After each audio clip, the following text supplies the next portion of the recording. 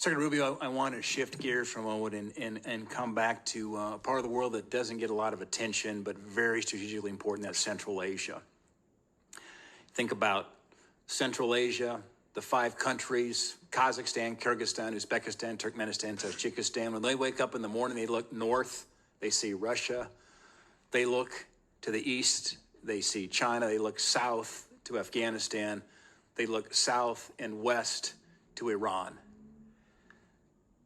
There is great potential that I don't believe is being utilized. An example of that is the lack of a trans-Caspian pipeline. You've got these 5 Central Asian countries, the Caspian Sea. 20 miles is all that's needed right now for an interconnector to basically connect Turkmenistan into Azerbaijan and then into the network the gas line pipeline, certainly throughout Europe. It's just 20 miles for that interconnector. Turkmenistan has the 5th largest reserves of natural gas in the world. Huge potential. And obviously with their neighbors of China and Russia and Iran, getting that gas out is a challenge, but there's a path forward through the Caspian Sea. Mr. Secretary, do you believe that completing that 20-mile Caspian interconnector would be in the best interest of the United States and our allies?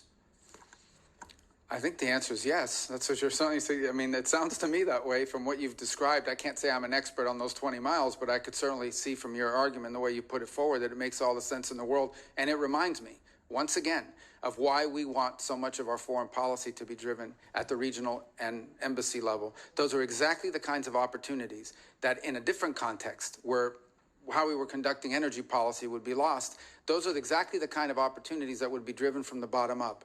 Ideally, we would have embassies and we would have individuals in the bureaus that would identify these operations, and within that bureau be able to operationalize it by conducting energy diplomacy. Potentially, are there American companies or allied companies? I apologize. Are there American companies or allied companies that can contribute to that effort? That can help us to fill that gap and provide the contracting work needed. Yeah, you know, and Secretary, what's fascinating is when you engage those countries. And I was the first U.S. Senator to be in Turkmenistan and Tajikistan in 13 years when I went over there last November. As you can see, energy is a very emotional thing to me. It is, Mark. I get choked up too thinking about it.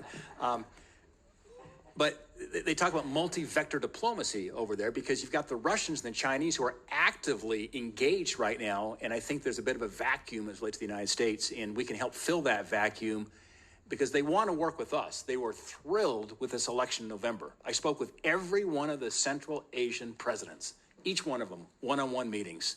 They were very pleased to see the outcome in November. And now they're ready to move forward here with a close relation to the United States. And I think Azerbaijan and that interconnector could be, as they say, that is the cork on the wine bottle of Central Asia that could actually unleash some of this energy and move it towards allies and friends of the United States instead of being dependent on Russia and China. By the way, they've been a very valuable ally in the global war on terror as well. There's a counterterrorism mission here as well. I would just throw out in terms of your radar, because you've got a lot on your plate right now, Mr. Secretary, but I think we could encourage the modernization of trade relations in that part of the world where there's, frankly, a lot of great power competition going on. But anyway, Mr. Secretary, it's good to see you up here. Godspeed, and thanks for all you're doing for our country. Thank you.